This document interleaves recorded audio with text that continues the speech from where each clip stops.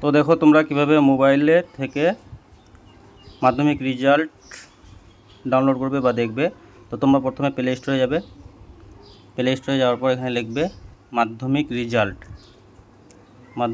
2024। তারপরে দেখো নিচে দেখো একটা এখানে অ্যাপ আছে মাধ্যমিক WBSE। তো তোমরা এই অ্যাপটা ডাউনলোড করে নেবে। তো আমার ডাউনলোড করা আছে। তারপরে তোমরা অ্যাপটা ওপেন করবে, ঠিক আছে। তো ওপেন করার পর দেখো তোমাদের সামনে এরকম একটা ইন্টারফেস আসবে। এখানে রোল নাম্বার আর ডেট অফ বার্থ দিতে হবে।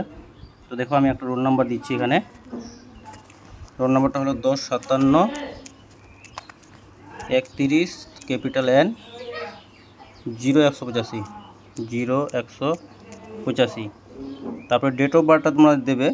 যেমন একজনের আছে 21 সেপ্টেম্বর, তাহলে 09 হলো 2007। 2007টাকে তোমরা শুধু 07 দিয়ে সাবমিট করবে, ঠিক আছে। কারো যদি ডেট অফ বার্থ 1 হয় তাহলে 01 দিবে, ঠিক আছে। তো সাবমিট করলে তোমরা কিন্তু রেজাল্ট দেখো এখানে পেয়ে যাবে।